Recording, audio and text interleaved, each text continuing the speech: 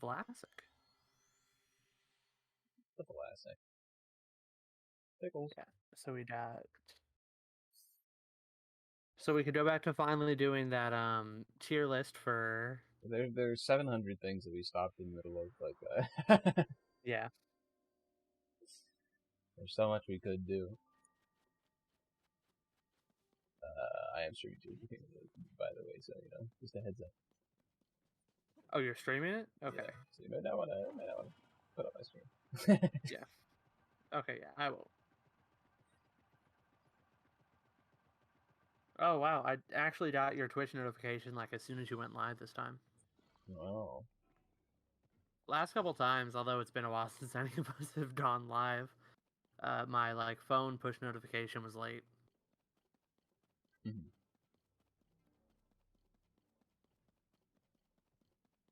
Let's see, what have I been reading recently?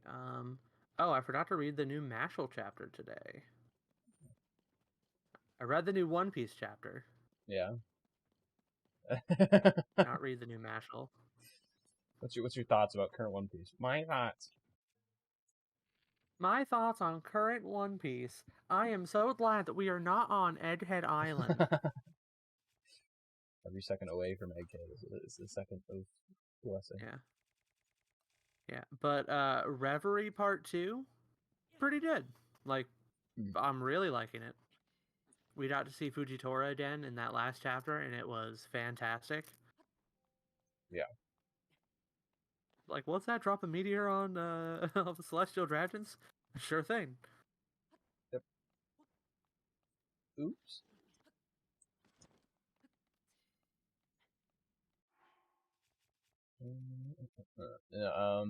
I've been enjoying it a lot more than base Egghead, of course.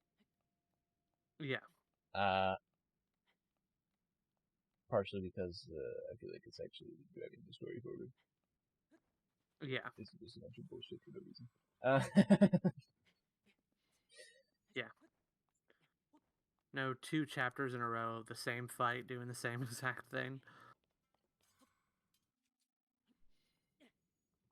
Traitor horseshit. Anyway, that's not that's a fix. So what are your thoughts about some of the new developments of One Piece, I guess?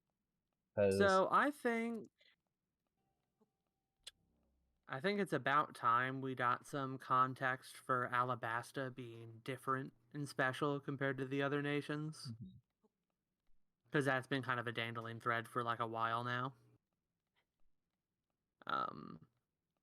I think the way they're handling Cobra's death is very interesting to me. I think it's very engaging. Yeah, Cobra flying a little too close to the sun here. Yeah. Of course, that, he's doing that like, oh, I'm going to go out on my own terms. Let's pick a fight with the greatest people in the world.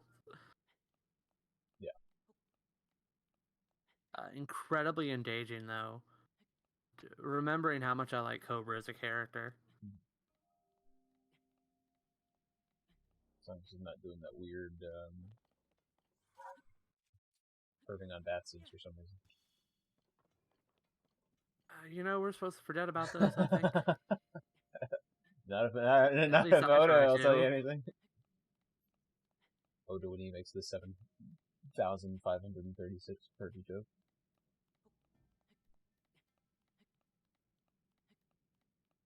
Hey, at least only one of them involves a father and his daughter. It could be worse. Debatable. I mean, technically, you could say Nami's like kind of adopted father. Making a Kirby joke, technically falls under it as well.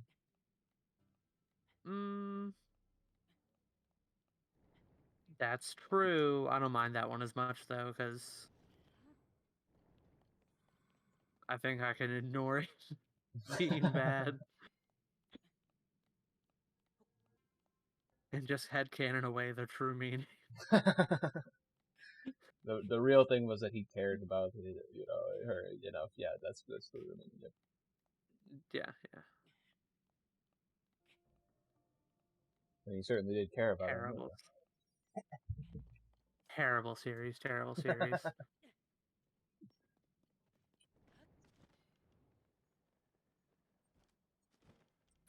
So what do you think about modern One Piece? What are your game theories?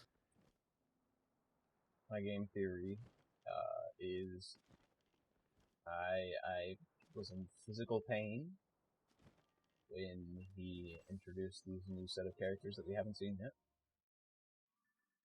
Actual physical pain when he did that.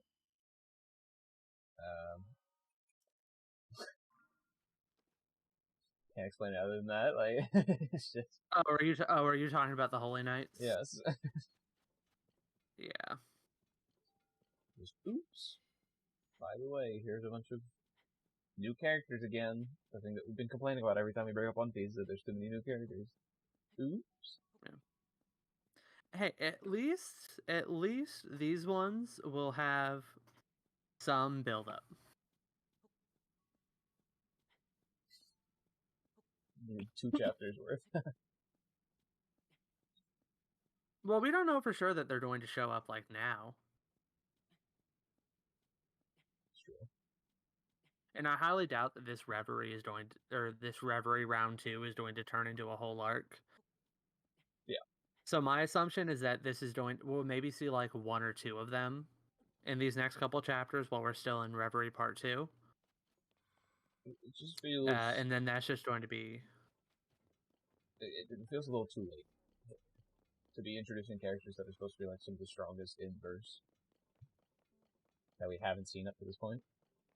Like Green Bull's introduction at the end of Wano was okay because we'd known about Green Bull for a while. We just hadn't seen him. Yeah. But it's like other characters being introduced that we've never even heard about in the verse. It's like it's okay to say that from a point where we're following the protagonist, right? We hear about them and stuff. But it's like it's a 1,200 page, 200 chapter like series at this point, implying that we can't. And we get POV from like the opposing side plenty of times, implying that we can't hear of these at least like once in this whole damn time. Like. Mm-hmm. And the issue is that like I think all the ways that they could write that off are already accounted for, because like, oh yeah, they only guard the the celestial dragons up top, but that's the admiral's job. Well, also we've seen POVs from the celestial dragons and stuff like that, so it's like that still wouldn't mean to see this. Yeah. Unless they're all characters we already know, as the theories go. Or at least one of them is a character we already know. Everyone going crazy over that silhouette.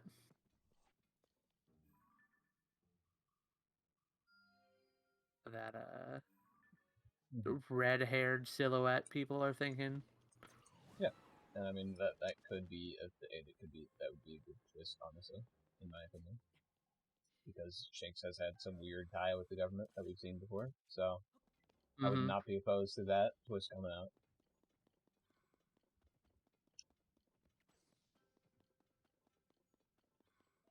Even though the series started out with him stealing from a company ship, but maybe he didn't actually steal from it. Oh, maybe. All big maybes. Yeah. Or maybe there's a Shanks clone. No. Or maybe Shanks is the clone. See, that's the thing that I'm most worried about. Is the One Piece Final War saga. Like, I get Oda has revealed his kind of intentions and ideas behind why he doesn't like killing characters, because he wants, I don't know if you've seen it, but he said he wants there to be a big party at the end, and there's not going to be a party if people die, people aren't going to be happy to celebrate and stuff like that. So it's like he doesn't want a lot of people to die, because then people aren't going to be able to celebrate and be happy, which, first off, bullshit, but... Second off, he did that on Wano. Yeah, I also completely fucking disagree. Throughout history, we've seen it.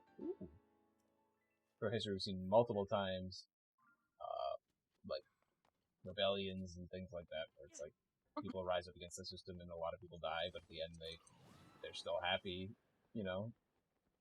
They're not sad that they're obviously sad that their friends died, but they're not sad that the event happened. So it's like I don't agree with that, but I can see where he's coming from at least. But the worry that I'm with in the final saga is, first off, are we going to let characters die, which seems less likely the other day, and second off, are we going to bring back already dead characters, which seems more likely.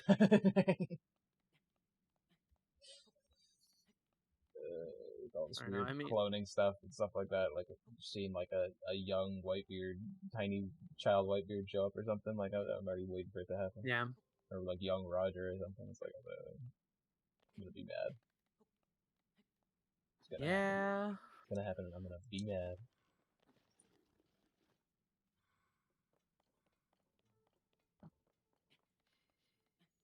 But I mean, hey. Well, technically we already have a baby Whitebeard. That's true, but he's a different character, and we don't really know much about what's happening with him. So that's true. It's just still one of he's still one of the, like, despite him being a goofy character, it's just like a joke. It's still one of those things where it's like I'd like to learn more about this character that we still haven't learned about. Yeah, and I mean the little bits we have gotten of him are pretty engaging in my opinion. Yeah. Like he's just incredibly strong for some reason. He's hunting down like the last vestiges of Whitebeard's crew and stuff. It's like there's something going on there that we're just not getting the information for. Yeah. Until it becomes relevant later. Yeah.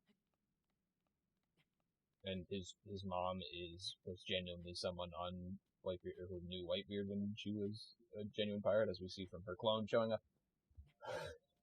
Just still don't like that person as a character, that clone. Yeah. It God, why does this series exist? It makes no fucking sense. You're telling me Big Mom did not recognize her at the fucking wedding? I mean, it had been years. She did age, of course, and she would look different. I'm not saying that's not what happened, but like also like someone that's a splitting image of one of your former crewmates you'd recognize. I don't know. Especially when you talk to them directly. Yeah, especially because Big Mom is stupid. But like, I think that actually makes it more likely for Big Mom to recognize her. Well, yeah, that's what I was gonna say. I think it'd be more likely for Big Mom to be like, do I know her? Like, at least, like. Yeah, because it's like, if Big Mom was intelligent, she could just be like, oh, they look similar, but like, that was like 50 years ago. Yeah. There's no way that's her. But Big Mom is stupid, so I feel like Big Mom would 100% be like, oh. Yeah. I know you. For sure.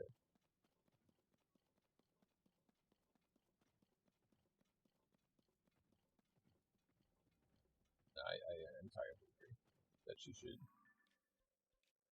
know her at some sense, and I just don't like the introduction of that character at all. I mean, just put it out there. Not a big fan of that character. Yeah. I can't wait till Egghead is done so I can reread it from the start and be able to accurately say that it's garbage. I don't need that luxury. You're like, I'm accurate now, baby. Well, it's like so when reading through Wano, I was like, this is really good. And then the third act started, and I was like, man, this is fucking garbage. And I was like, is it just because it's it really is a like weekly a flip. format? But then I, went back and reread the whole thing. I'm like, no, it's not the weekly format. The third act is just trash. It's literally like a flip get switched the moment that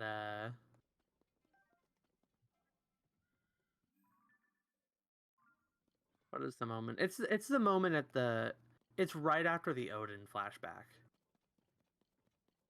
I think like right after the Odin flashback, when we go back to the present after after all the ships get trashed, it's like a flip is switched and the story is just not good anymore. I'm gonna be honest with you. I don't think it's bad. Like, I don't think it's as bad as Act 3 Wano. I don't like the Odin flashback either. I think it's kind of mid, as the kids would say. Mm. And You know, I give you that. I'd the say reason that's why I don't fair. like it in retrospect as well, every fucking character wants to fucking jerk off Odin at every single moment. When everything that Odin did was incredibly selfish and like it just felt like it would be fine if the character, did self-sacrifice and admitted his faults in the end, but like the man literally fucked over Wano by doing his decisions, but everyone's like, he's the best man of all time, he's the greatest man. It's like he was the one who put you in this position. He fucked over this whole place. It was his fault, and I get it. Like he did self-sacrifice and he put himself out there for you guys and stuff like that. I understand. At the same time, if he didn't decide to have, if he didn't decide to be, a one or less thing person, he decided to, be like, okay, well, I have to accept responsibility now as a person instead of leaving because I want to wander the world. Then I'd have more sympathy for it. Yeah, it's like I just think they could have written it better. Like maybe he was forced out for whatever reason or something like that. And well, I'm just gonna enjoy my time away from Wano because I wanted to travel anyway. And instead, it's just like he's just like, oh, something's going down at Wano, and I know something's going down, and I cognizantly know that I should be here. I'm gonna leave anyway. Like, it's like, huh? mm-hmm. Yeah, I haven't gotten to the reread of Wano in my kind of like current reread of One Piece. I got to Marineford, now I'm just kind of stalled.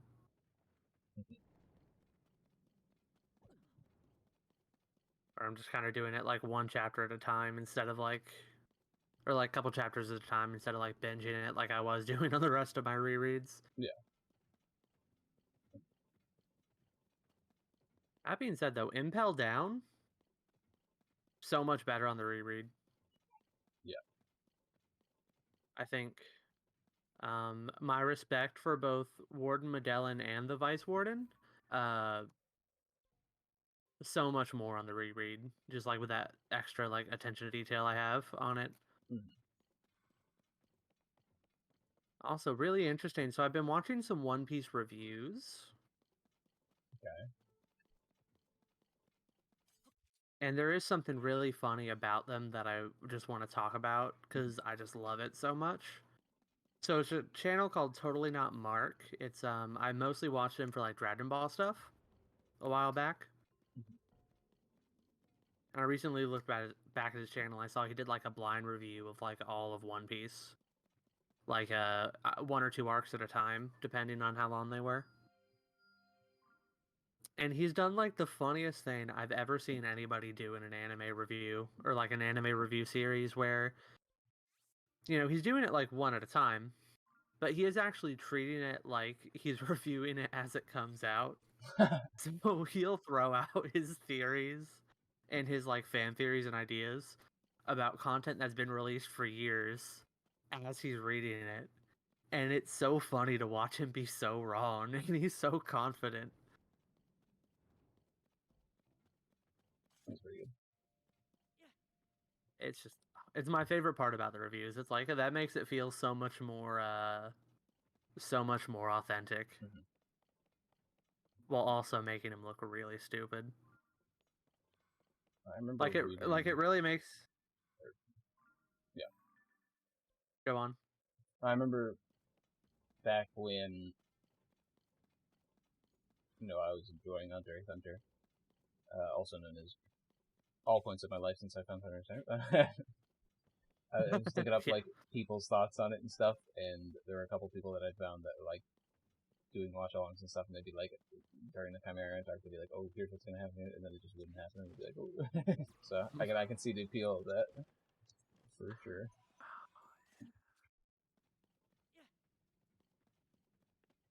Like I remember they the one point that distinctly stands out in my memory is going like,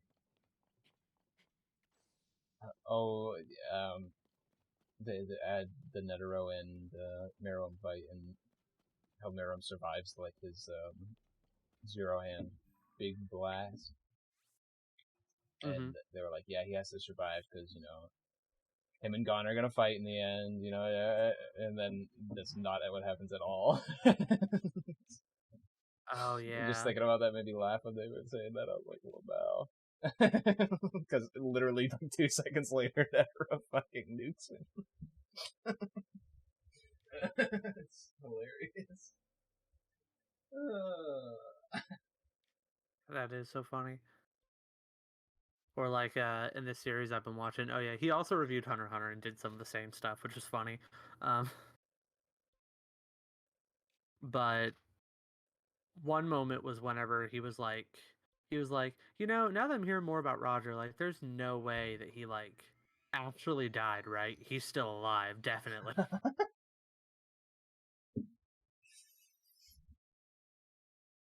And I'm like, yeah, you know, buddy. The series started with his Buddy. execution. You know. I don't know about that one, Chief. He ain't coming out of that one. Or it's like his Wano review starts and he's like, I'm saying it right now. Wano would release 20 pages or 20 chapters of nothing but blank pages from this point on, and it'll still be the best arc in the series. I'm like, yeah, I think that would have been better. Thanks.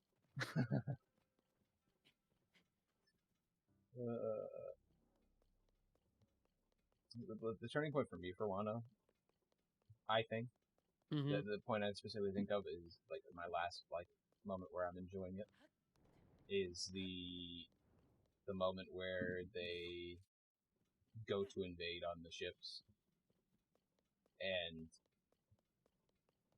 the scabbards like basically think they're all alone going, and then it's like, no, you're not actually alone. There's a bunch of people, and everyone's like praising what's his face for his tactical genius when he didn't do anything. Oh, Kinemon. Yeah. No, that. Oh wait, no. Is that the first bad moment or the last? I think that's my last good moment in my opinion. Okay. Where I'm like, all the scabbards are going despite the odds and all that stuff, and then it's like actually they're not alone and stuff, and it's a funny moment while also being like kind of heartwarming. It's like, oh, it's a nice moment. Kinemon, you're brilliant.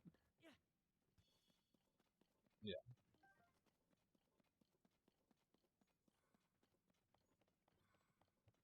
And who's who? I actually hate all of the fucking those characters. People, all the whatever the fuck they're called. The Toby Robo. And the sevens. Or the numbers? Whatever they're called. I don't remember. Like, people online are still like, I still see some takes like Utley was the only good member of Kaido's crew and stuff like that, but she did not tough done. And like, fair credit to her, she did actually like try to do stuff compared to all the other fucking Toby Ropo. I still hate her as a character. Like, which one is that? Was that the headbutt girl? Yes. Yeah, she was hands down the best of the Toby Robo. That's not a compliment. That's not saying fucking anything. Also, she wasn't the best of the Toby Robo. It was X-Drake, but you know. Oh yeah, does he count? He's affected. I still think he's the best. Yeah. The fact that none of the Toby Robo were involved in the main Wano plot. Frustrating.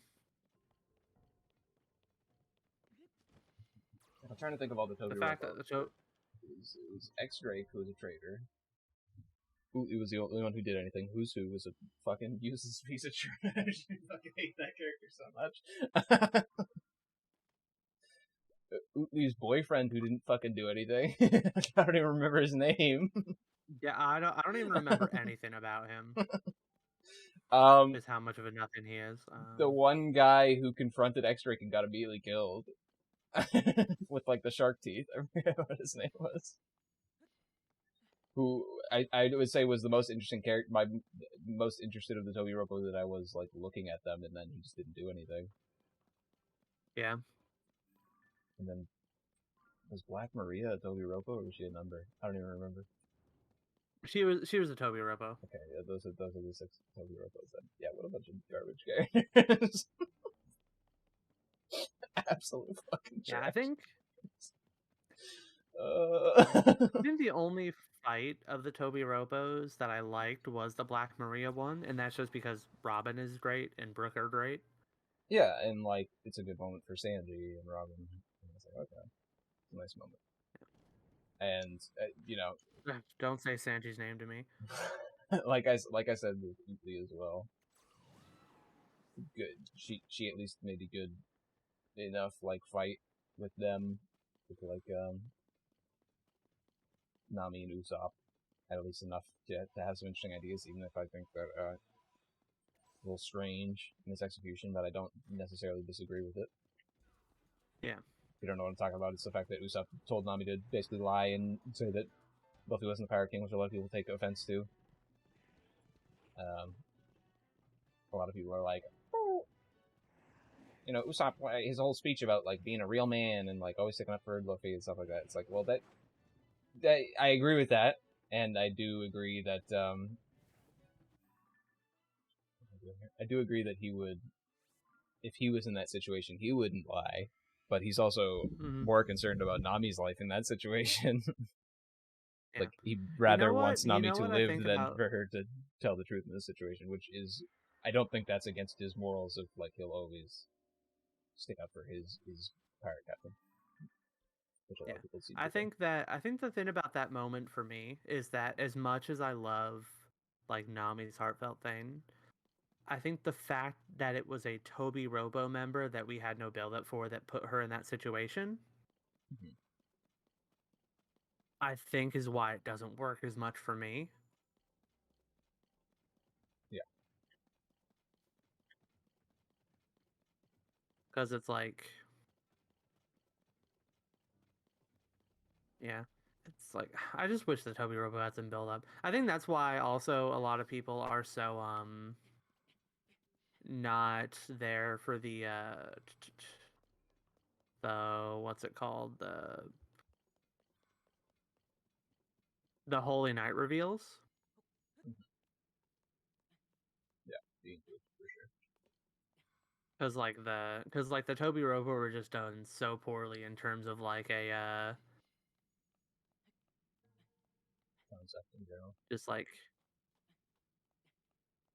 yeah.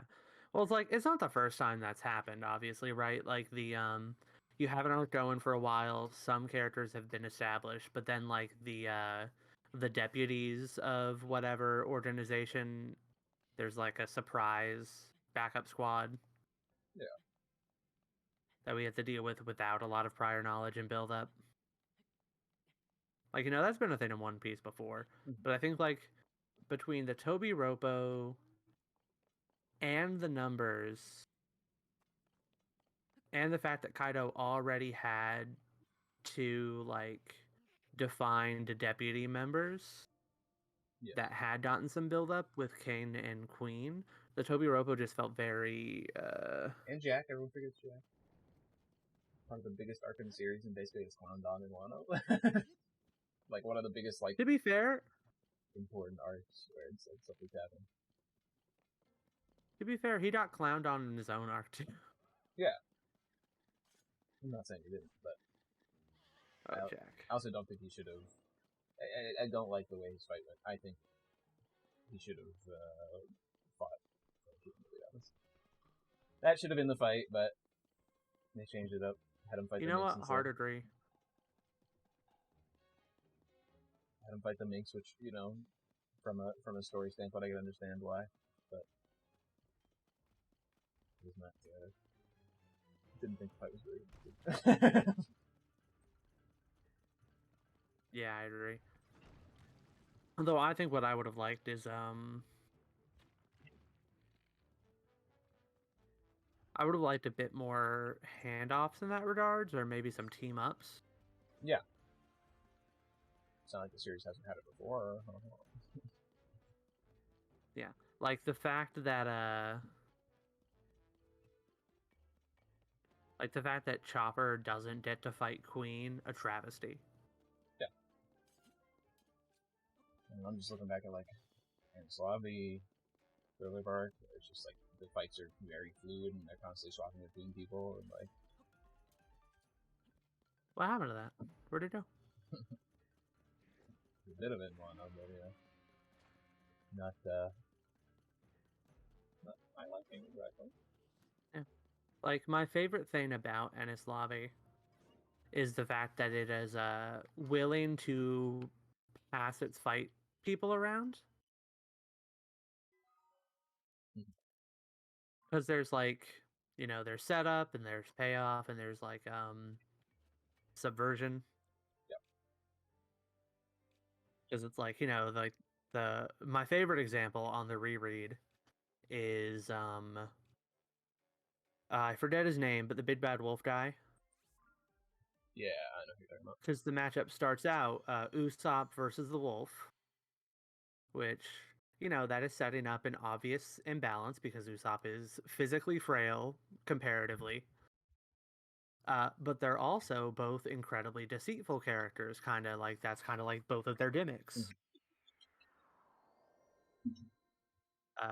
And so like the fact that like that is an understandable like setup to have for the fight, but then they like kind of instead end up passing him off to Sanji, where rather than having two characters that have the same shtick, you instead have one character that's a pathological liar and one character that is a chivalrous knight. And the fact that there's like handoff there and that like both of those matchups thematically make sense, and the fact that handoff gets made also makes sense. Yeah. Ah, it's so good.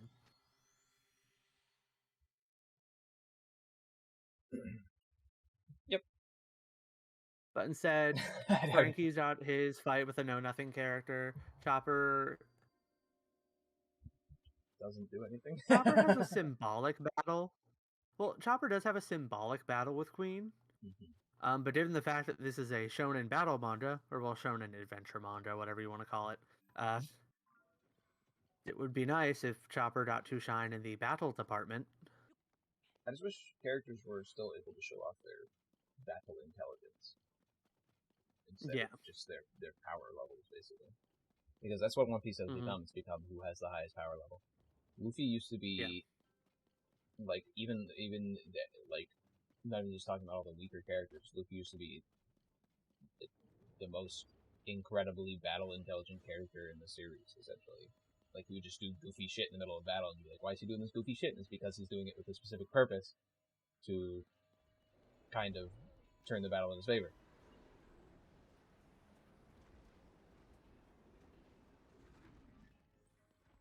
But nowadays it's just punch hard. Punch hard. And I'm not opposed to punch hard when it's the end of a fight and it's earned. Big punch. You save the kingdom. Like it. That kind of thing's okay. But like the fight where it's just big punches is the annoying.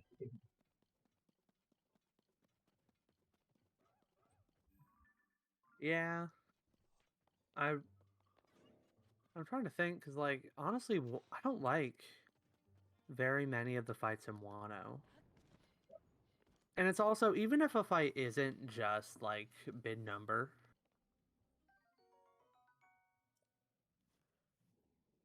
or like isn't like just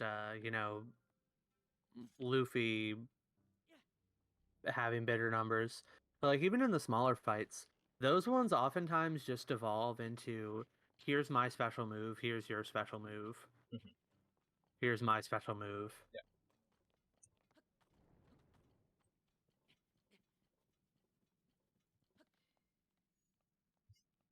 I don't know. It's very disappointing. Characters like Usopp and Chopper are never going to get good fights again. Because their whole shtick was relying on their intelligence. So the fact that we don't use that anymore in fights is they're never gonna have fights again. Mm-hmm. Just think of Usopp's last big moment was, I think, I was gonna mention the Dressrosa, but I think technically in Wano, like he snipered some dudes. Who cares? In like he snipered some watchout towers so they could sneak in farther.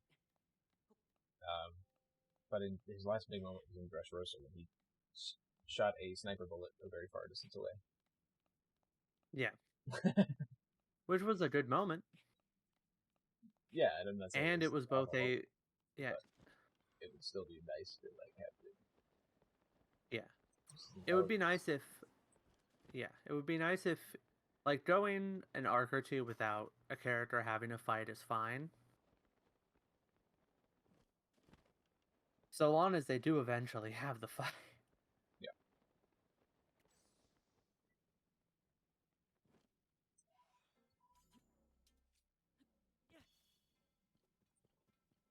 Not to mention, the fight with Frankie, very disappointing. I think Frankie's never gonna have a good fight either because he's a mid tier fighter. He's not like one of Yeah. the highest ones, and he's not one of the lowest ones. So it's like he's just gonna be there. That's it. Mm-hmm. Which is sad because I really like Frankie's fighting style. Was my favorite Straw Hat. I don't know. I don't let you remember that old Nomura interview that we talked about before when he got taken off of Final Fantasy 13 Versus, and like Which one was that? the interviewee asked him like how's it going, like how are you feeling, like since you're working on Kingdom Hearts 3 now, and he's like, I'm sending all my hate to Sora. I hate Sora right now. That's my feelings right now with like all the Straw Hats. Like they didn't do anything wrong, but like all my hate is. It's like sending all my hate to who was sending all my hate to Kaido. Who is who? This guy. It's supposed to be one of the like strongest inverse characters who's been built up for years. What was his fucking name again?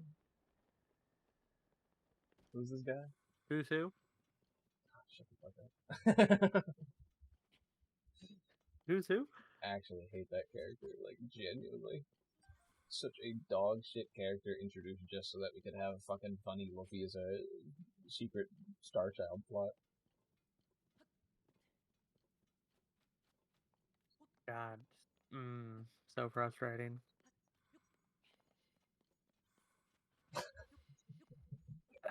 There's so many. Like, who are the numbers even? Like, it was Apu, The numbers were those Hawkins. big guys. There's Apu, Hawkins. Oh no, they weren't even numbers. Who the fuck were Apu and Hawkins then? Who the fuck were they? They were just guys. They were just in the crew. Yeah, Apu and Hawkins were just other captains that got recruited into it.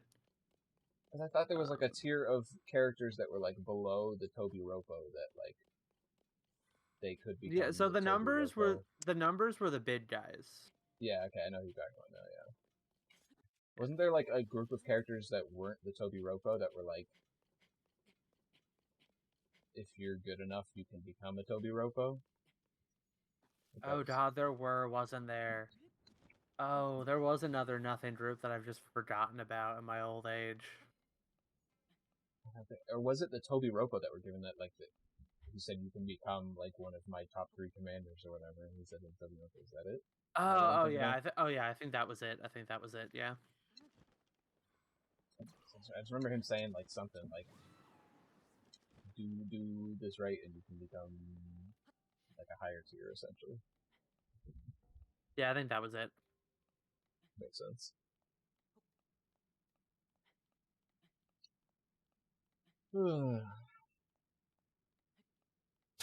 Oh, I did like another thing about that review series I was watching is that it really hurt my soul to like episode after episode hear him talk about how he thinks Sanji is his favorite character. and that the fact that he's like a character who loves women that isn't like a huge disgusting pervert was his favorite part. Yeah. I mean, Sanji would and be to my he favorite if and like it was written competently, is all I was saying. it's like oh, and to hear like you could almost hear the hurt in his voice when he was reviewing Thriller Bar. Yeah.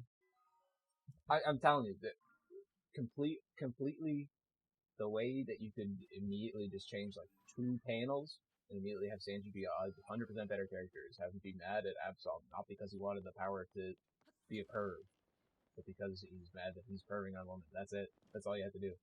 And Yeah, suddenly the yeah. character becomes a million times better. Of course, not to talk about, you know, Drag Queen Kingdom, I forget what the name of it is, and all that other stuff. Although they're slightly Again, like problematic. my least my least favorite element of One Piece, and that's saying something, is how they handled Sanji in that Dratooine Kingdom. Yeah. Like, you know what? I could even forgive the him and Absalom stuff. Because, like, the idea of that being, like, he always wanted that devil fruit would have been really funny if he's like, I always wanted that devil fruit when I was younger. Yeah.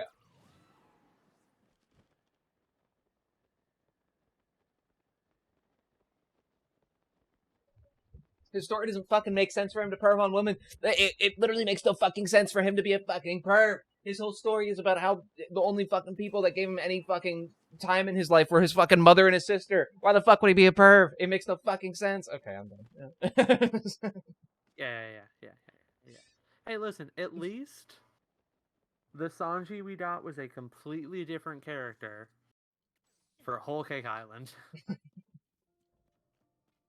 It's so frustrating reading like a genuinely good backstory and you understanding where the idea for the character came from, and then being thrust into the back into the reality of I made him a perv because perv funny.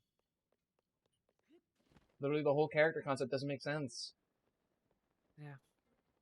He should be a gentleman. And they literally turn him back into his previous good character self for a whole arc. It's very frustrating. His whole backstory literally makes no sense with the way he acts. A person going through that in their life would not become a pervert. They would become a super simp, which in this situation isn't a bad thing. But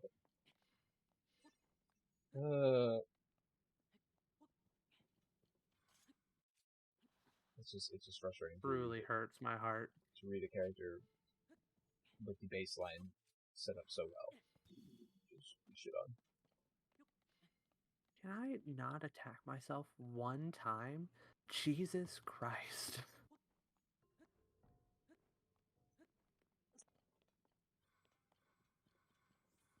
You know, we got Zoro out here, fucking no character to speak of.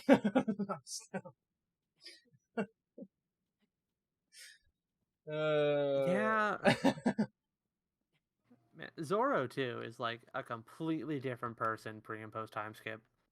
And it's so Well, he's sad. no one. That's the issue.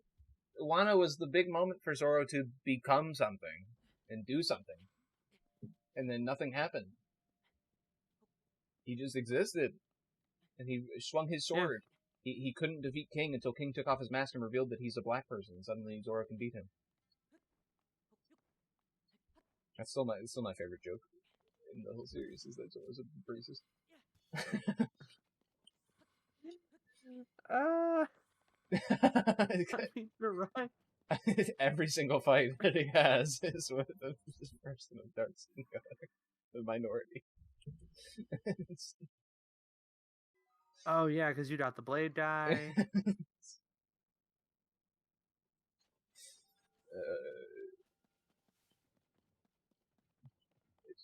It's just funny,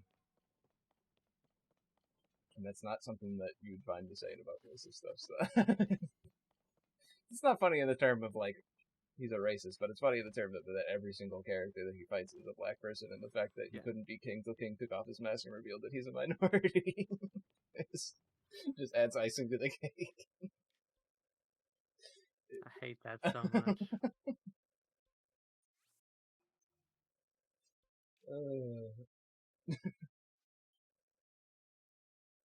You've ruined my day with that piece of information.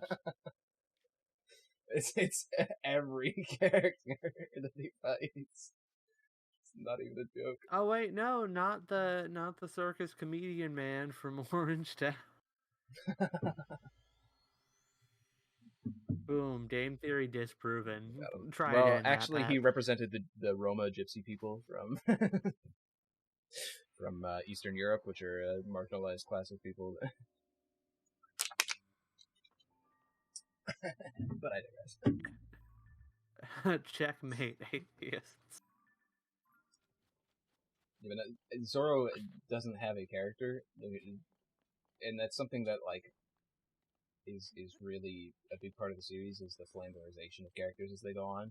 Zoro's character is swing strong and lose where I'm going. That's Zoro's character.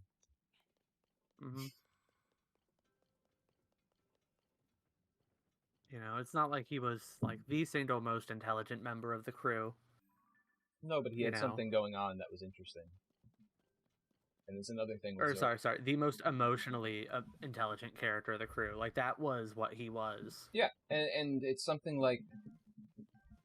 And Zoro also had a really interesting, speaking of Sanji and women, Zoro had a really interesting kind of dynamic with women swordsmen because of his backstory. It's the only interesting thing about his backstory. It's that he was friends with somebody who wanted to be the strongest swordsman, but she was a woman. SMH, shaking my head. And her father told her that you can't be anything because you're a woman. And it was like, really, dude? And it was like, damn, let's see what happens here. And nothing's developed from it.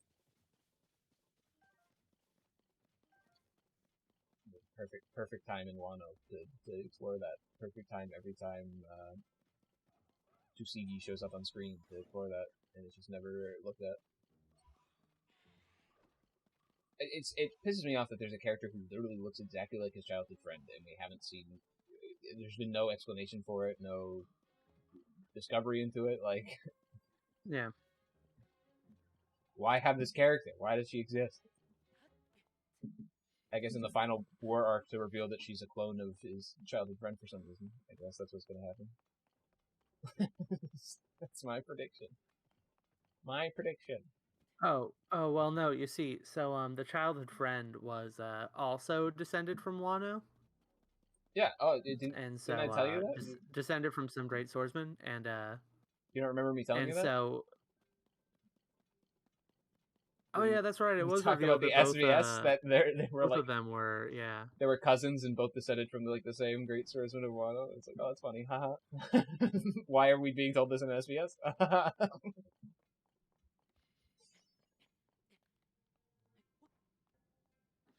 That's great flavor to put in there for a side character. Yeah, Zoro. Oh yeah, also, the fact that, none of the Kaido camp, none of them were swordsmen. Like, I get that all the samurai were ultimately on, like, the Odin Wano side, but, like, the fact that none of them was a swordsman. Yep. Like, how do you mess that up?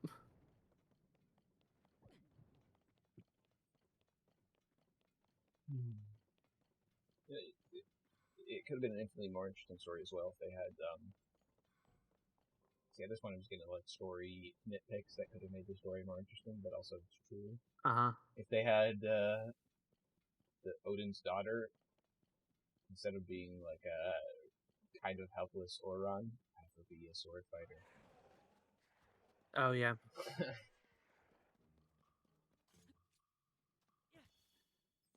Infinitely like tied multiple things together, especially because her and Zoro had this kind of like mini arc thing going on in the middle of it. Would have been interesting. Instead, she's a helpless boy Ren who got put in that business because one of Odin's followers decided that would be the safest place for her to be, selling her body. Strange. Great decision. It's a little peculiar. Great decision, guys. It's probably like one of my favorite scabbards as well. Was that one as well? Who made that decision? An actual interesting character. Oh yeah. One of the few scabbards that was actually interesting. I don't even remember his name, but you know the one I'm talking about, the one with the big tooth that's fake. Yeah, the one with the weird face. Yeah.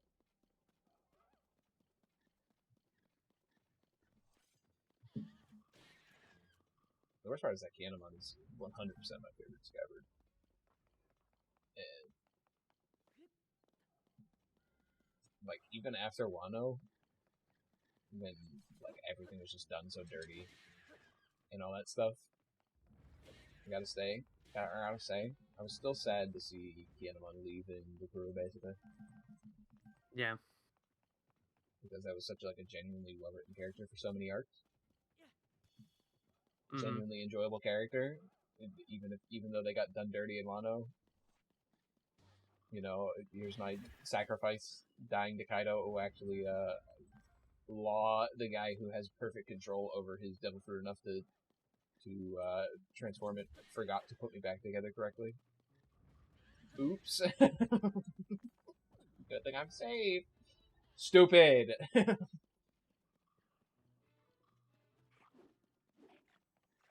Would a kill a character challenge? Impossible. I'm still convinced, Impossible. I'm still convinced that, what's his face is going to show back up. Pedro. Oh yeah. I'm still convinced. You cannot do anything. Like, and that's the issue with this reviving and, like, fake out deaths. It wouldn't be so bad if there weren't so many fucking fake out deaths. But the fact that since Alabasta we've been having fake out deaths where he doesn't want to kill characters. Like, that's part of the reason why it's like I can't believe a character, even when like some of the most sidelined characters that nobody even gives a shit about in verse. Fucking what's his name? The dude who has an amazing little character arc story in Whole Cake, the father of one of Big Mom's, two of Big Mom's children. Oh yeah. Who gets killed by Oven to basically protect them. Doesn't actually get killed, even though nobody knows him, nobody cares about him. But he's not gonna get killed. Yeah, he comes back in a cover page story. Yeah, for some reason. Like, let the character die. He had a really interesting arc. It was sad. It was interesting, and then we could move on. But instead, you know, we have to bring back this character that literally no one in verse cares about. Like, because Oda doesn't want to kill characters.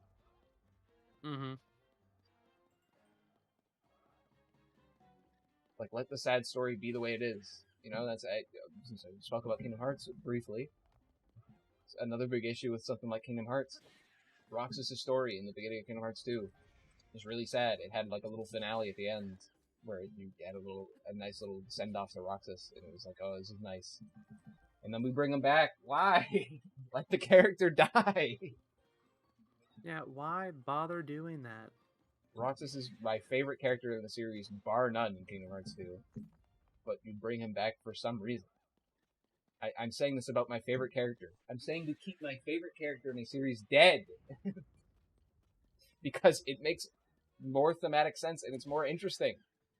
It makes the story more fun to read when you have actual stakes. Especially on characters that you enjoy. And also it makes it so that you can't ruin those characters in the future. Yeah. That is a very big bonus. See all the fucking organization that got brought back because they were all fan favorite characters, because Kingdom Hearts 2 is a well-written game. Largely well-written game. There's some issues. But largely well-written game with a bunch of really interesting characters that all meet tragic ends. But because they're fan favorites, we're going to bring them all back instead. Bring them all back. It's such an interesting story about like, you know, the nature of the heart and like what it needs to be a human, and are these people really human, and you know, the suffering these people go through despite not actually being real people and stuff. And it's like, you know, is their suffering, you know, a valid? It's just completely run over by the fact that they're all just brought back. Yeah. Because people like them as characters. So people like them as characters because the way it was written. It was written tragic. It was written melancholic. People like that. Nobody's favorite character in Kingdom Hearts 3 is fucking Dylan. Which, if you don't know, that's Selden's real name. Dylan. Man, they didn't even give Dylan or Azazel, whatever his name is, lines. Yep. None to be seen.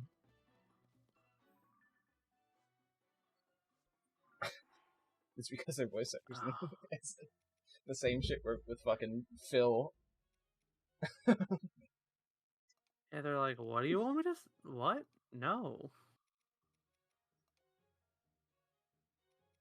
Why even have me back if that's all you're gonna have me do? Let's see. What do I... been watching or reading anything good? I've still been. That's a question we can ask. Have you had? I'm gonna throw it back at you. Specific, but I'm gonna be specific with this. Have you given thought to watching Gintama? We have not. We have just started a new really long classic anime in Ranma, so maybe after that. How long is Ranma? I'll bring it up. Ranma's pretty long. I want to say it's like 100 episodes. Yeah. That was like 350. So. Yeah. And like the first half is like 90% comedy episodes. Oh wait, no. It might be a lot more. The manga's 407 pages. Chapters. Or 407 chapters. Wow, 407 pages. It's like 20 chapters.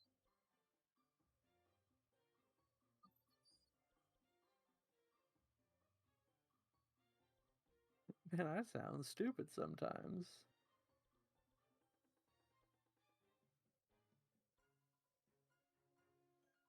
Yeah, but I've been watching some more Gintama.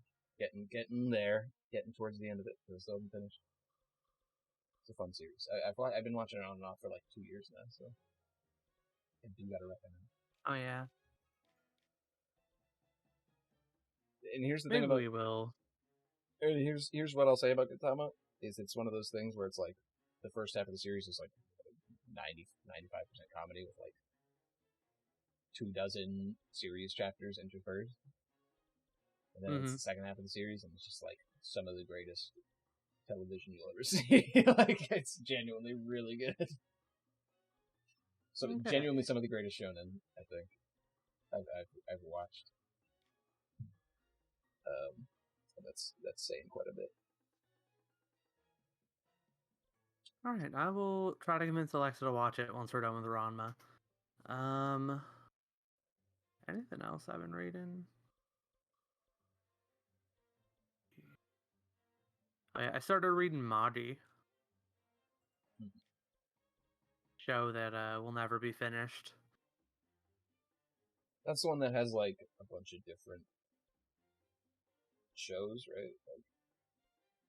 Yeah, so Mahdi is the one that like it starts out as like a riff on like the 40 Thieves type deal, like Arabian Nights.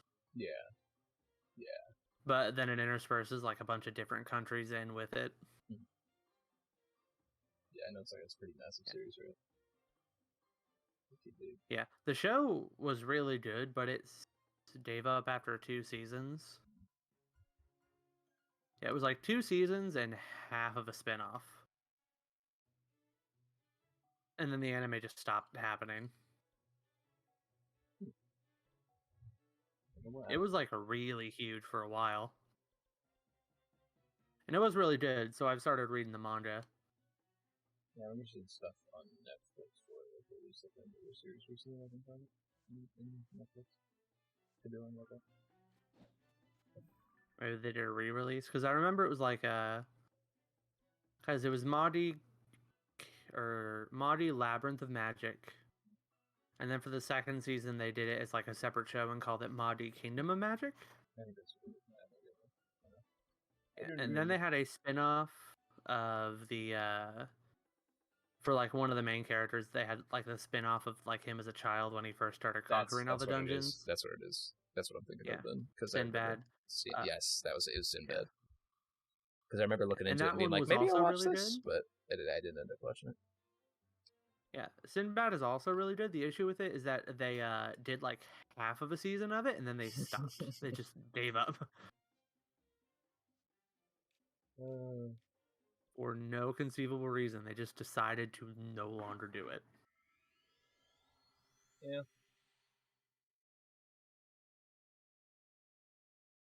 I've been thinking of rereading / watching because I don't know when they're gonna continue the anime or if they even have. I think they were saying something about it recently, but Made in Abyss. I don't know if you've ever seen stuff about that. Oh yeah. I've seen a lot about it. It's my, probably too much of a my downer my for me to be recommendation for willing to you watch. is to not watch it. Yeah, Alexa really liked it. You would. I'm gonna say this as somebody who really likes it and thinks it's really good. You would probably not like it. It has some really interesting character writing, some really great villains, some really just like tragic stories. But you probably would like it. It goes a bit far in Yeah, a few places. yeah. Shame that Attack on Titan is such a bad show that it just like completely ruined me on watching edited anime. Really? It, That's what it was. I think so. It was like the last time I watched a show that was like negative. It was like season 2 of Attack on Titan, or maybe it was season 3. I remember watching it, and afterwards, I'm just like, I feel so emotionally manipulated. And then ever since then, any like truly negative show, like I won't say it's bad, but like I just don't want to watch it. Speaking from somebody who likes a majority of Attack on Titan, the middle of Attack on Titan sucks. It's balls. Um, so if you're So in that like middle section, I I'll can freely understand. admit that it probably got better, but it was like I just felt it was so bad. And it's like this is coming from someone who watched Fate Zero.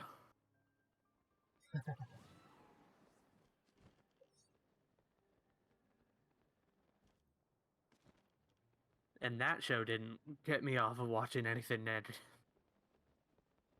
That did get you off because it's a fake series. That it did. Um The only thing I know about Fate is people fucking love jerking off the historical characters. they really do. They really do. I feel like there was something that I wanted to talk to you about, but I cannot remember.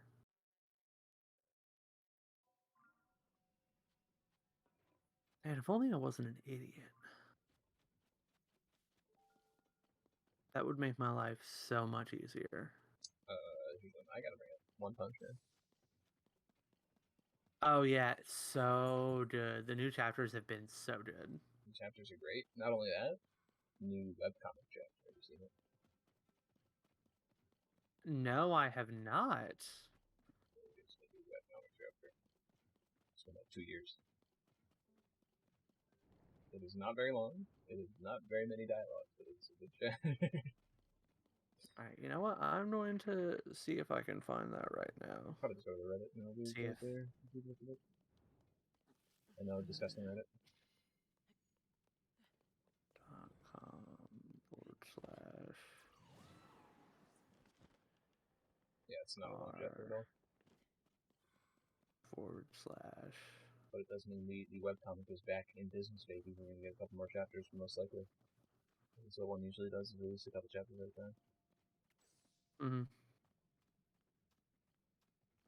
Very similar to Togashi, who's also been working on stuff. He's been given some slight updates and stuff. He's still working on it, so glad to hear.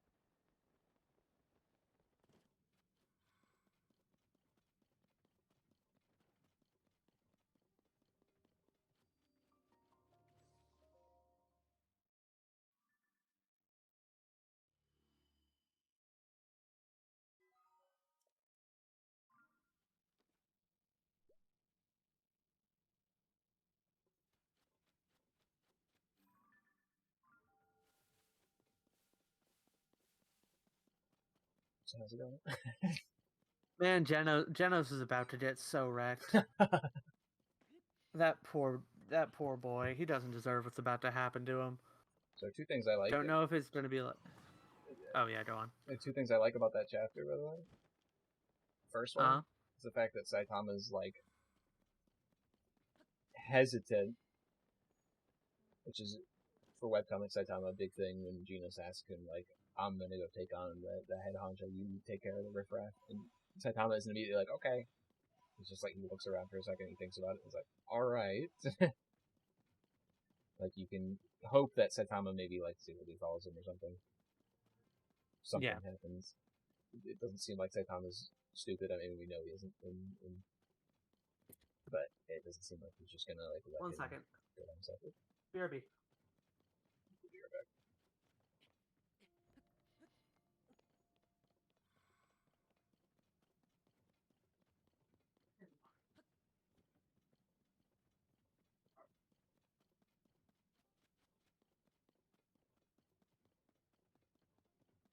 I'm trying to think what other series I've been at recently. Oh, I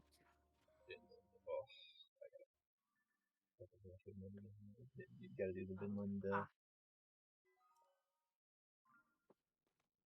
convincing.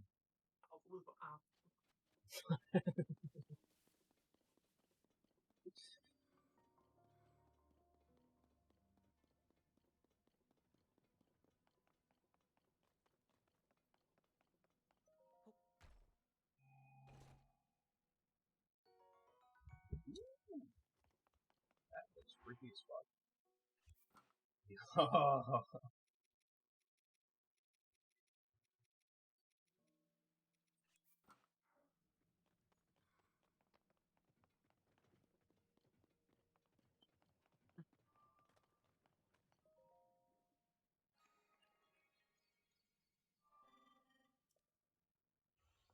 Sorry about that. I'm back now. Oh, we're back now, Paul. Hey, sorry. I just had an extreme pair of leg cramps in both of my thighs. Oh.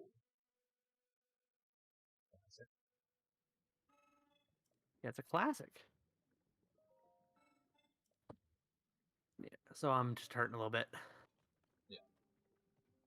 But yeah, so that moment of hesitation from Saitama, I noticed that too. That was very I like that. And then the other thing is, like, the other big moment that I liked about the chapter was the beginning part where all of the people are talking. And they're just talking about stuff. And they're going about their day, and then the robots show up and, you know, Havoc breaks loose, and then all the voices just go silent. And it's a really nice way to show what happened without showing what happened. And I really applaud one for that, for just, like, doing that and doing it really well. It's like you get to have the violence without feeling like gratuitous at all. Yeah, the brutality of it. it's something that I don't think a lot of people who kind of write fiction understand. and not a lot of people, but like some people for sure don't realize that you don't have to show the violence or like the other stuff to get the point across. Yeah. So It's a lot, yeah. It's one of those things where it's like, when you go from reading stuff that is like specifically geared to kids to like reading more adult stuff, it's actually kind of like, it's almost like an immediate quality drop you notice sometimes, where it's like the moment like some people have the ability to be like more explicit, like you lose a lot of the subtext that like makes for good writing. Not in every case, of course, but it's like,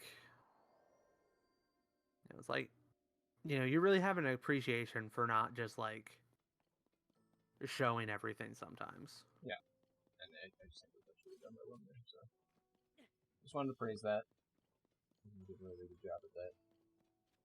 And it's also like even though we don't see it, it's a pretty brutal moment. Yeah. All the people are just completely wiped out. It's just like, damn. I could feel a little bad about it. But and that's another big thing. I feel like we're getting into the end game of One Punch Man for sure. I feel like things will finally come to a head. I don't know if this is going to be the final arc, but it's definitely towards the end, especially for Genos. This is going to be like his big arc. So I think maybe we'll have another big arc afterwards where we force Saitama a little bit more. And then that might be it, but I think this is definitely like towards the end of the series. For sure. Yeah.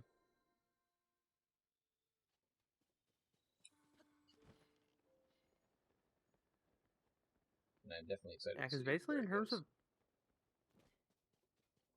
in terms of plot threads, basically the only real active ones we have right now are the Genos stuff, which is tying into the whole like second association and all of that. With Beaufoy kind of playing both sides. Implied to be. We don't have any confirmation of that yet. At least I don't think we do. I think it's still just implied. We don't know yet.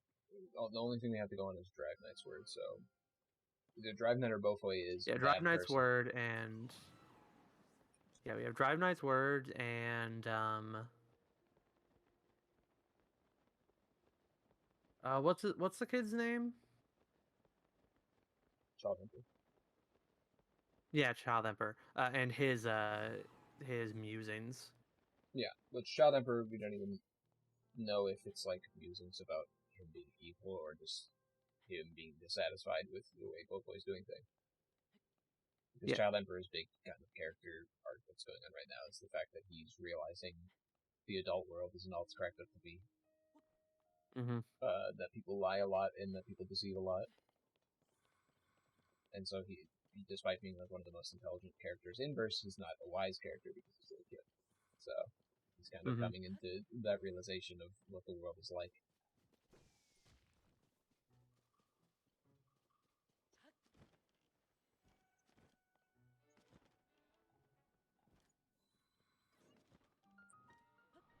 Man, One Punch Man is so good, both versions. Yeah, no, genuinely both are really great. I'm excited to see the series reach its kind of end point. Yeah. Especially with how well I think the end of Mob Psycho was. Yes, that's true. Mob Psycho ended so well. And it was a surprise too. I don't know if I told you this, but I was reading Mob Psycho concurrently, like on release, basically. It was just completely. Oh, and so the fact that it ended was like a shocker. It was just out of nowhere. Yeah, I was like, oh, I wonder what's gonna happen next arc and all that. And then it was like, oh yeah, here's chapter 101. The series is over. He basically just announced the series is over, and it was like, huh?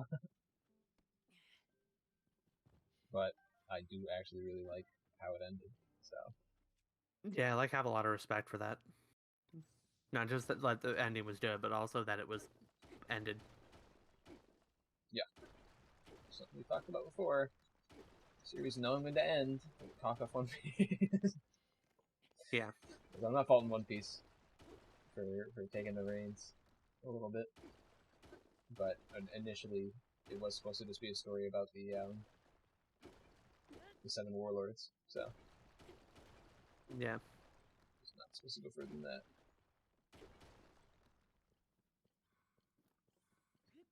But then in that time, Jinbei would also be a villain. So you know.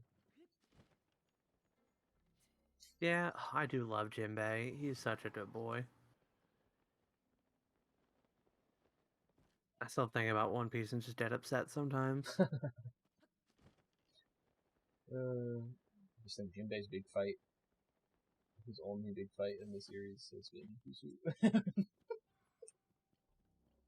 Yeah.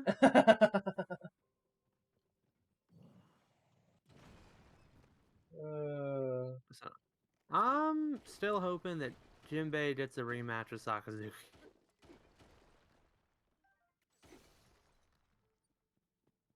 Oh man, we still have the whole what's it called? Frickin' DARP on Pirate Island right now. Yep. Don't worry, I'll be off screen. And... Oh yeah, that's true. Yeah, there's a meme. You know the fucking 1v1 bet on Kaido or whatever. That was the thing in the series. The meme is in an off-screen battle bet on Blackbeard because he never wins on-screen.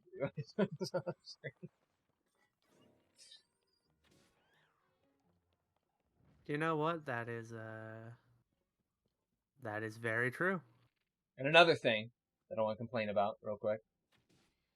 Mm-hmm. Tell me why Blackbeard was set up with this fucking glaring weakness that anyone who like he can nullify people's powers, but if anyone gets in close, they can basically obliterate him. If he doesn't fucking take any realistic damage at any point in the series, what's the point? Maybe they're just hoping we forget. The whole backdrop of his devil fruit power that can fucking rip people's powers out, but they can destroy him if he gets close without them fucking without taking precautions. But it doesn't matter apparently. Apparently doesn't fucking matter for shit. Also, what a weakness to have,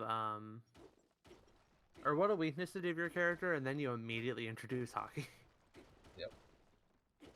Well, welcome to my crackpot meta theory that hockey wasn't thought of by then. Oh wait, it's just real. It's not a theory. No. He says hockey, and because we didn't know that his weakness was someone getting up close enough to punch him until Impel down. No, we knew it before that. Brother, oh wait, no, Ace did land a couple actual punches. His fight with Ace, it literally shows Ace like spearing him through the gut, and it explaining like that's the negative of my devil fruit is that if somebody gets close, they can fucking do massive damage to me. Oh yeah, that's right. I forgot about that. And that's one of the chapters I reread too. It's a good fight until it gets off screen. Yeah. The game just decides to off screen it. Or the game. Yeah. I mean, actually, that's one fight I don't mind being off screened. I think that the amount that they showed us was enough. I think that one's fine, but the issue is every single fight since then with Blackbeard has been off screen.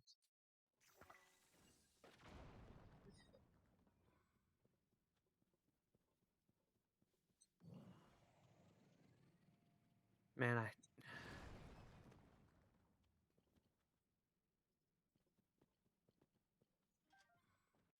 I'm in the middle of Marineford still. Hopefully I'll like it more by the end. Don't like me. I don't know why. It just does not hit me. Like, I was, like, breezing through my read-through right until I got to, yeah, right until I got to Sabati.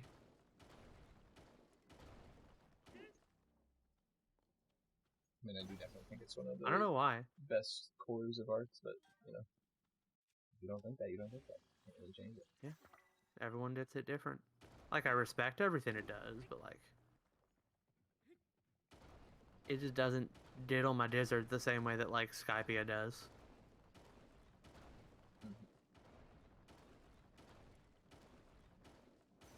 Oh yeah, my new top 3 though, like my new top 3 right now is definitely Water 7 and East Lobby, because why on earth would I split those 2 arcs up? I cannot. No one will ever convince me that those are 2 separate arcs. Yeah, like no one will convince me. Yeah, so Water 7 and East Lobby is number 1. Number 2 is Whole Cake Island, tentatively. And then number 3 is Skypiea. Like, Whole Cake and Skypiea might flip-flop. Mm-hmm. But, like, especially on the reread, Skypiea is just phenomenal, in my opinion. Like, it went from me thinking it's solid, but nothing special. And, like, I think kind of people were too hard on it from what I'd heard. But now on the reread, I think it's phenomenal. I think it definitely benefits from a reread, for sure. I think Water 7 in this lobby benefits from being the best arc in the series. Yeah. End sentence. You will never convince me otherwise.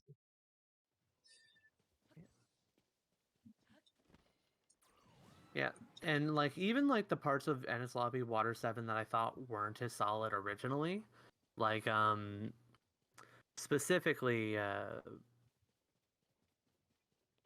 what's his good name? Rob Lucci. And some of CP9 in general. On the reread, that is like completely I like don't even think that at all anymore. I think that they're really interesting and engaging now. Yeah, I think most of them are fine, and I think Rob himself in that arc, self-contained, good villain. Yeah, self-contained. Good villain. Once he starts creeping out, I don't like him anymore. Yeah. Yeah, I think one big thing about it is that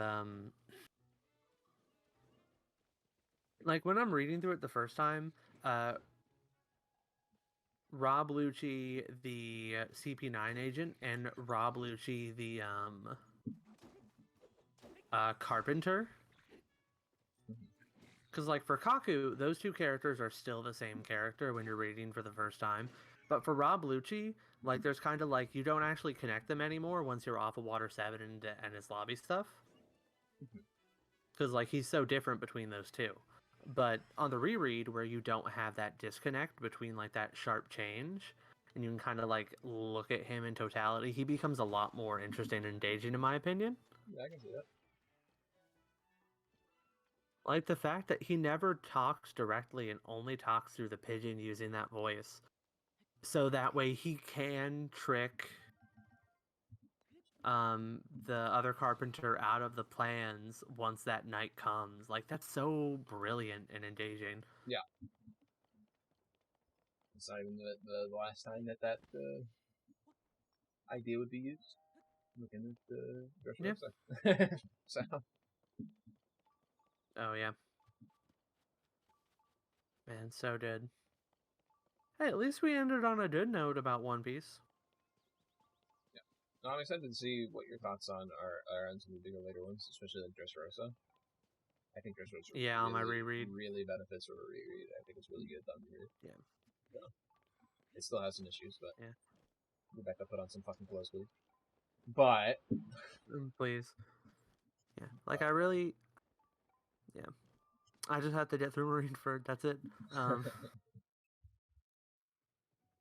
I know. What a sentence to say.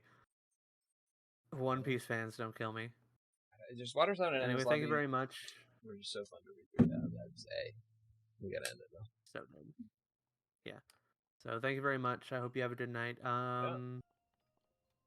Read Mashal. I might try to read it again and see. I'll think about it. Yeah. I read up to like 30. Although actually, I'm pretty sure it's like about to end. It's definitely like in its like endpoint right now. Yeah.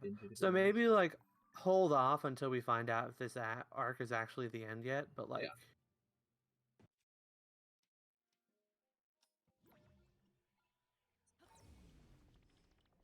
Yeah. But anyway, yeah, so thank you so much. You have a good night, Paul. Love you. I don't have to click stop streaming. I wasn't streaming. But I do have to click hang up. All right. Have you good night. See ya. I'm gonna finish the shrine up. Here we go. I have no idea where the chest is in the shrine.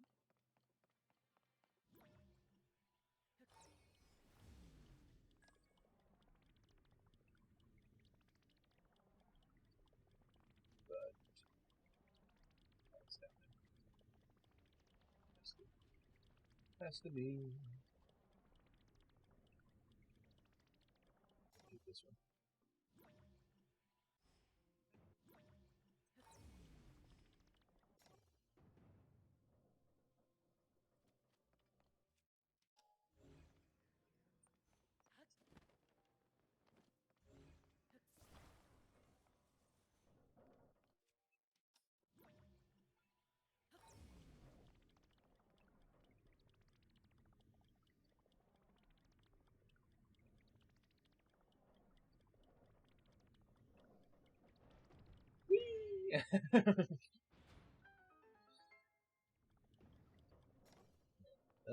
Should be down here. No. No? I don't want to go down there because I might actually get sucked down there if I don't see the chest. So usually shrines have at least one.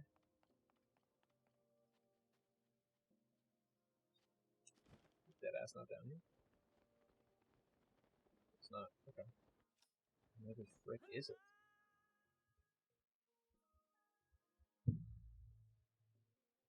It might actually be on top of the bucket. Actually, it is.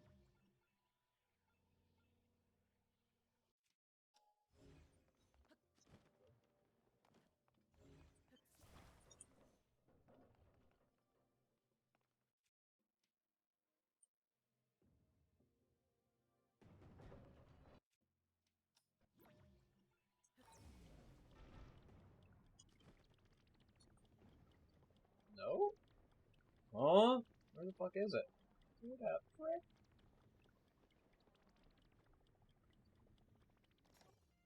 I gotta give you a look around the good little corner here.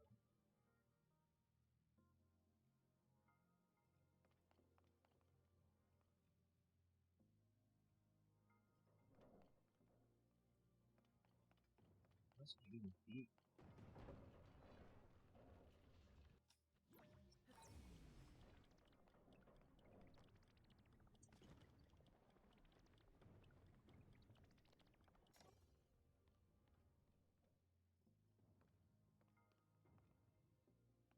No? Where's this chest?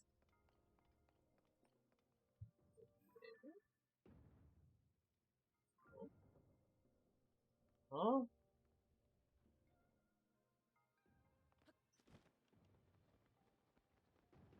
What the heck? Any chest hidden in here, dude?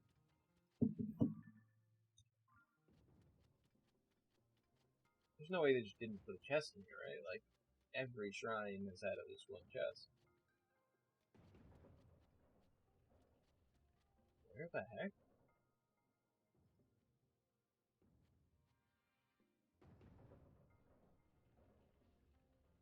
I don't see if it's like on the walls or anything, like different things that count. Doesn't look like it. Where is this chest?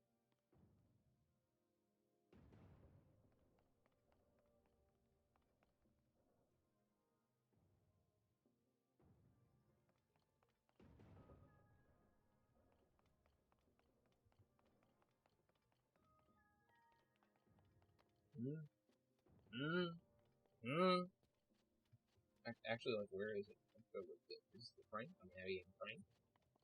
I hate these things in Zelda, by the way. When you just don't. It's not even like you don't know the solution, so you don't even know the route to the solution. Like, if I knew what the solution was, like, if I saw the chest on the wall, I would be like, okay, I know how to get there. But it's just because I don't see it anywhere that I don't understand. And this has happened a couple times in this game where it's like, I just don't see what I'm supposed to be looking at. And so I don't know the solution. I'm just like, that's cool. What's the shrine called? I'm looking it up. He's a cheater! Cheater! Fuck the cheater!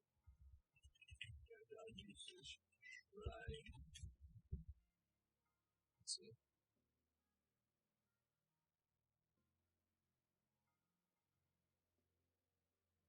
5 bomb flowers located in the chest. Where is the chest? Huh?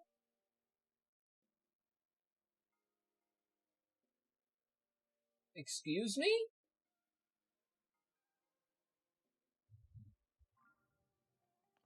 It is supposed to be up there. It got knocked down and didn't respawn. That's what happened. I'm assuming, because I hit the ball up there, it knocked it down, I assume. That's fucking stupid. I'm pissed. I'm gonna finish the shrine and then come back in, I guess.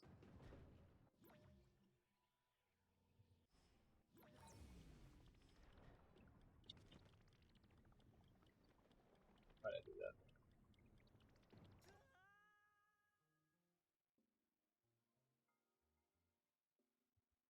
Yeah, I'm just gonna finish the shrine and then walk back in because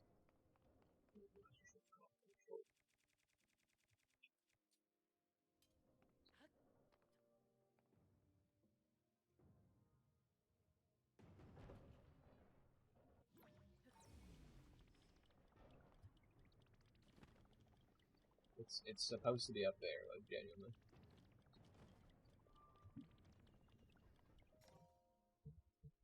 I'm a little cheesed. I'm a little cheesed, to be honest. They have some chests in this game that can't be moved from their spot.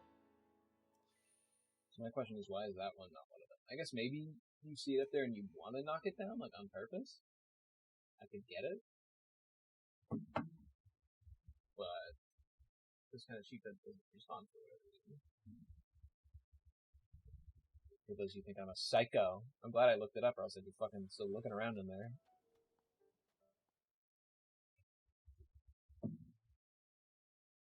Instead of looking it up, you should have just left and reloaded the area anyway to begin with, so that you kind of check to see. So that's the argument he's been looking it up. Yep, there it is. Fucking dick. The good thing is, me and Cory were talking earlier about how Cory hates this power because he always forgets it. The good thing is, I did not forget it right here. So let's do this. Bada bing, give me those bomb flowers. Thank you. Okay. I'm not gonna scream anymore. Honestly, I was literally just sitting here thinking maybe I should scream more, but all I was doing in this game was just running around areas, not fighting and like collecting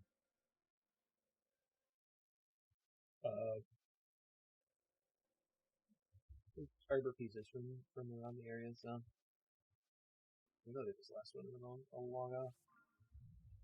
Because I had a couple of armor pieces to get. They're all past like amiibo pieces or whatever they're called. Past link pieces that you can get. Which is cool. But this way I don't have to spend my time and I want to do other stuff in the game.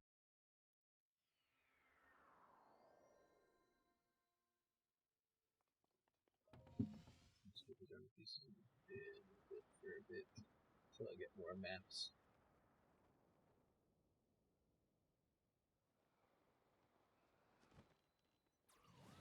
Okay, I'm at the final boss of the game. I just haven't done it yet because I'm lazy.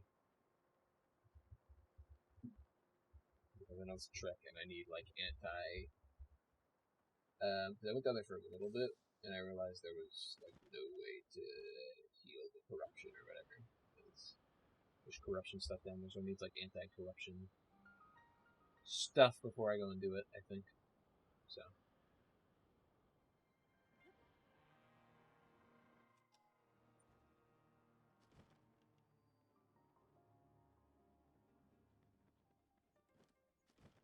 It was a little scary coming down here for the first little bit. Not a bomb. Also, I tried doing the Duke glitch a bit. One with the diamonds.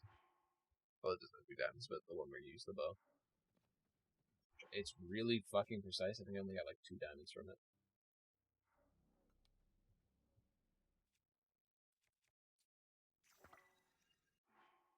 And then you just drop, you equip. I just drop it. Hello. Yeah. Didn't drop it. I accidentally spammed it 3 times.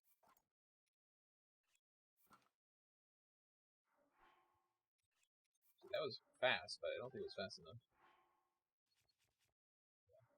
So I got 2 diamonds out of it, so 1,000 extra rupees. Rupee grinding in this game blows God.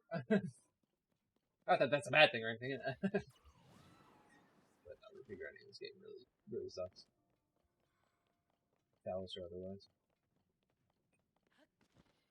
Ooh, there's an armor piece here that I didn't put out for. Thank you. Free item. Nope, never mind. Frank.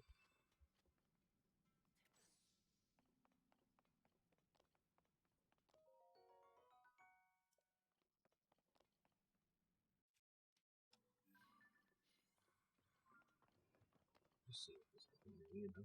Who knows?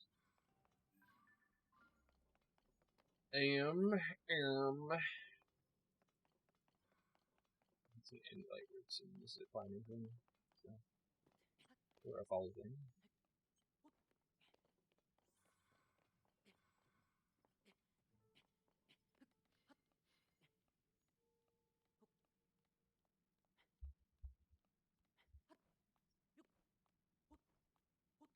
Yeah, I wasn't really planning on streaming today. But, Cory sent up a clarion call and Rohan do not really die. Rohan decided to answer. So, it's not the place I have to go. Really. So when it has a big wall like this, it usually means it's separated from the other place. Meaning that there's a way down around here somewhere. Usually look for a little bit of red on the map. There's a way into the depths. But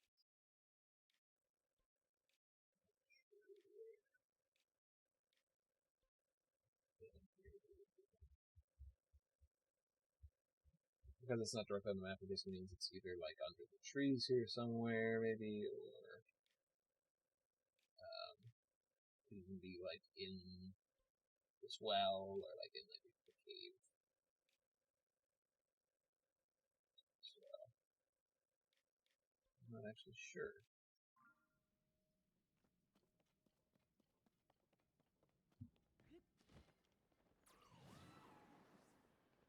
I want to get a light root down here though, just to get one.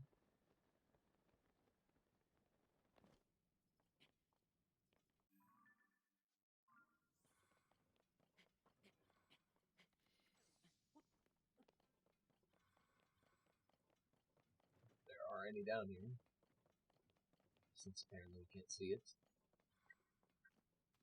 I guess I am going to spend a little bit extra time, since I'm here, doing it next to nothing. Just spend a little extra time talking. Shall. I haven't streamed in quite a while. And that's going to continue being the way it is. Unless I decide to change the way my mental works right now. Mentally, I'm kind of not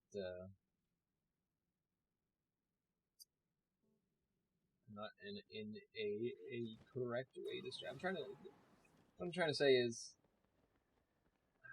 I don't know if I can stream, because because I don't know if my self will like mentally allow it. What the fuck is going on here? Because here's the thing, when I stream, I like to kind of not just do like a one-day thing, which I know is bad. You should just do it whenever you feel like it. But I like to be a little consistent when I actually try to stream, because it's a lot more fun doing that, because you know, you stream for like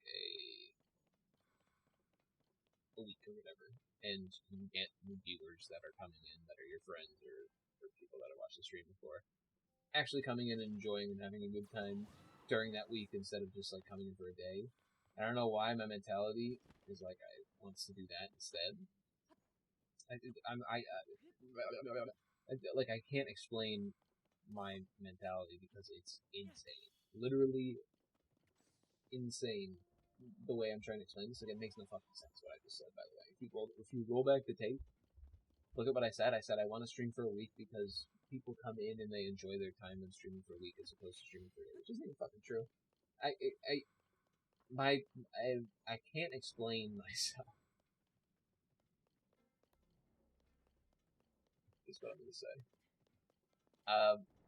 Like it's literally impossible to explain what I'm thinking of. Yeah, it's fine. Hey, Malden says no. I don't worry about it. Hey.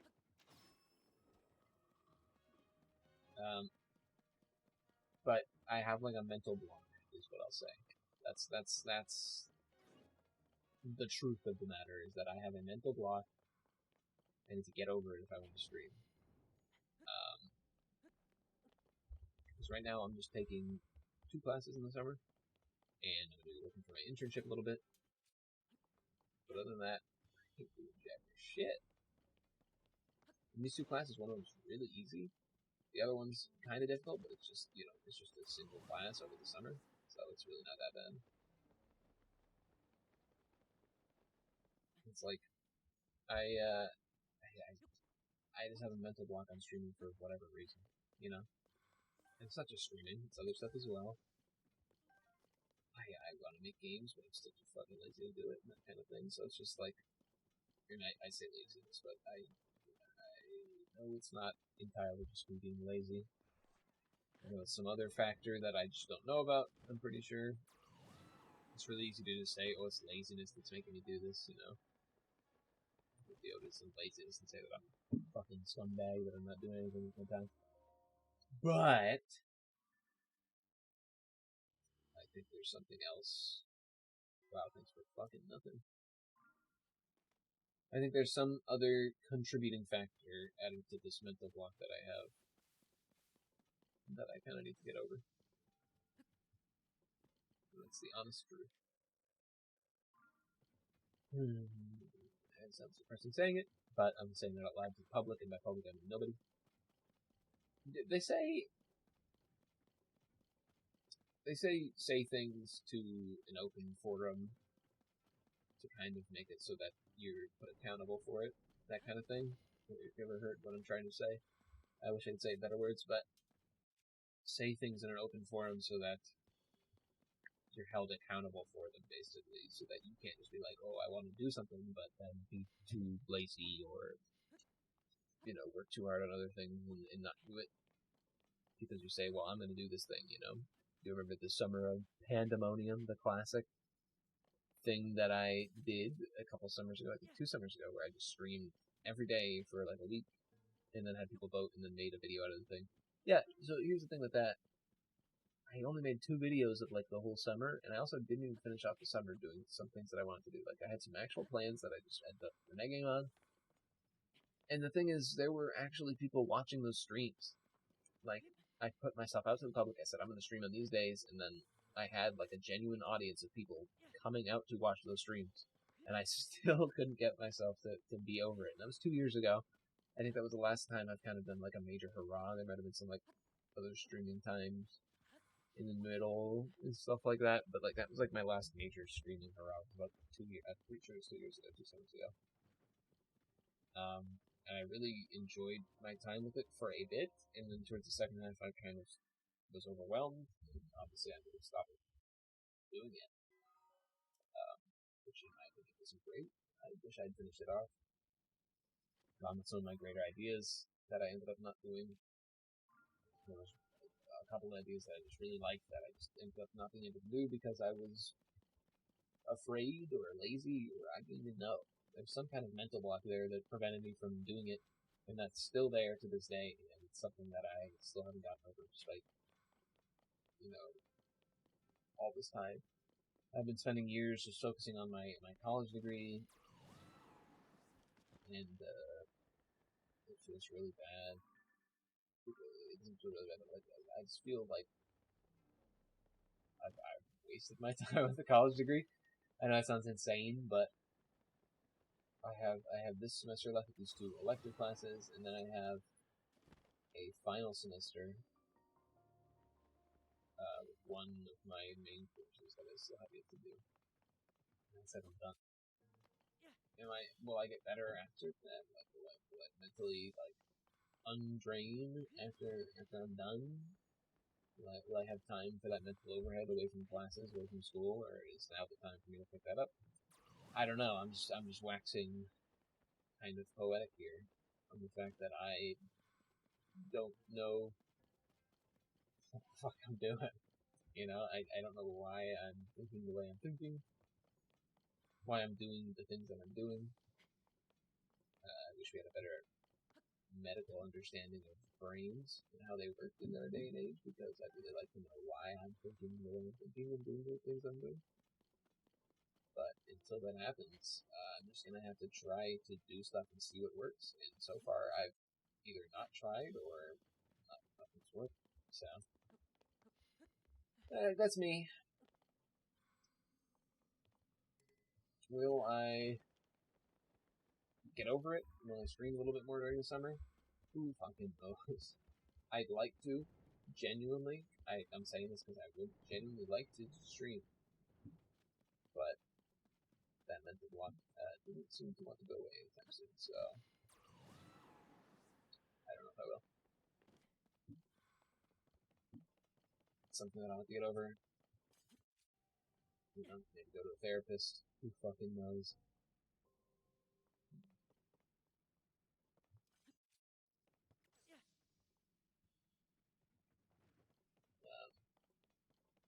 But until I can sort myself out, maybe I will stream, maybe I won't. Maybe I'll find some time in the day and just get over this thing where I want to not stream randomly. I'll get over it and just do it.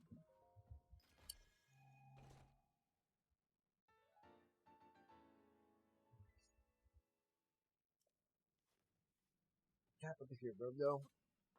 And that's the last thing I want to do before I end the stream. Well, let's check out some of these duds I got. There's Tunic of the Wind, and there's Cap of the Wind. Look at that. Beautiful. Tunic of Twilight. Did I get another? I guess not. And Cap of Hero, which is from...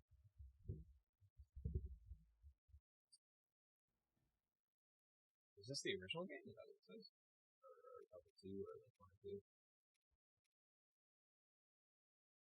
Ancient Hero, expect a simple cap. Yeah, it's 1 or 2. I was going to say Link's Awakening. I think there's a Link's Awakening set in the game that's I've seen a picture of Link with the Link's Awakening head, so I don't think this is it.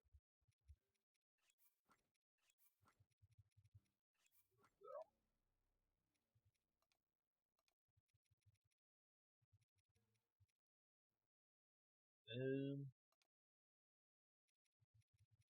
for me though. I need to find more armor sets though. My favorite set thus far has been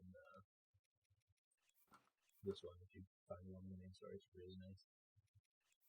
I'm starting to actually like what I got going on here. Let's see what the legs look like. You got armor that you can get in this game. Of course, I got the full Zora set. I gotta get you top of the baby.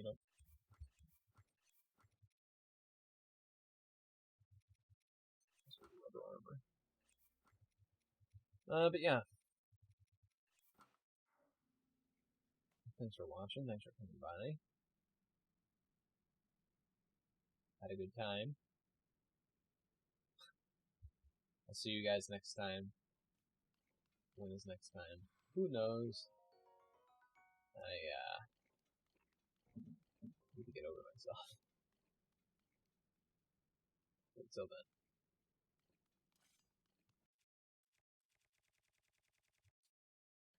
I'll be doing nothing in my house. Sounds like a mean thing to say about myself, I guess, but it's the truth.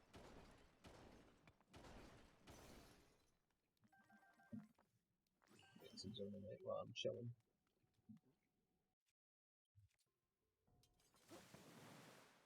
Also, big complaint. I'm saying it straight. I'm saying it like it is. The hero powers in this game, kind of dog shit. Not that the powers themselves are dog shit, but the fact that you have to like go and activate them, and like it's the characters around in the field, and it's not the actual characters, it's like spirits of them. Like, why can't it be the actual characters fighting alongside you? It pisses me off genuinely.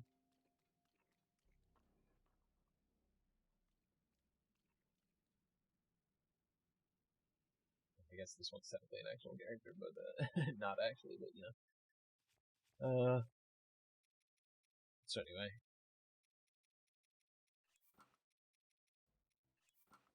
Tried and true. Actually, I'm gonna go to. Before we leave off, I'm gonna go and see what some of the upgrade stuffs are for the new sets that I've gotten. And by that I mean just the glowing hat. The glowing hat was the fifth thing I got. I forgot that was the other thing I got. Duh, idiot.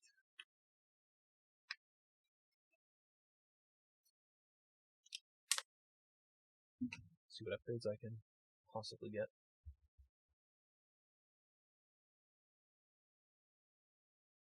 But yeah, hopefully I'll stream one of these days. Like, just talking about it for me helps me.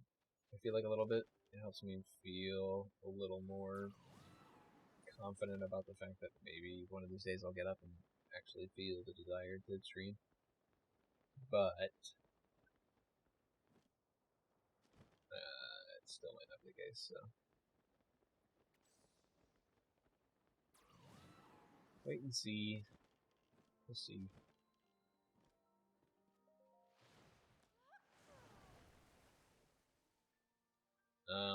But I hope I do. I hope I do.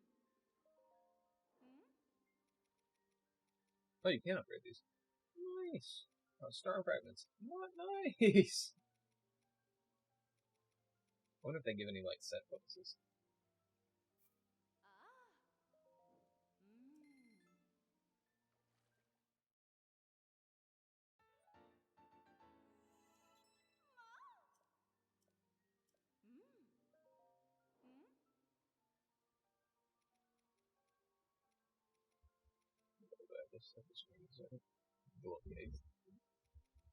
Need to find the legs and see if it gives me anything else special. Because little known fact, if you upgrade the whole set, little known fact, they tell you it every time they upgrade it. It's not a little known fact. If you upgrade the whole set 2 times each, sometimes it gives you a bonus. So, I like a second bonus as compared to just the first one. So.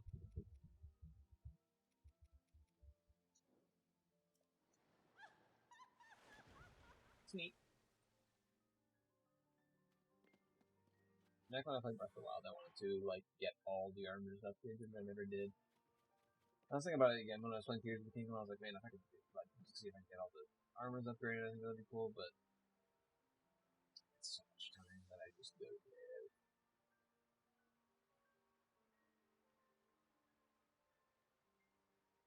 Well, thanks for watching. I'll see if I stream. Tomorrow I gotta get on some things. Do a project. Contact my boss. But maybe you'll see something from me tomorrow or Tuesday. Mm-hmm. And so I'm feeling it. If I do feel up to it, it's gonna be tomorrow or Tuesday. Is all I'm saying. So.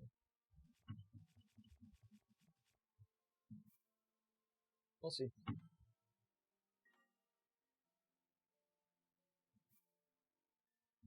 Yeah, thank you for watching if you're here. I had a good time streaming with Cory.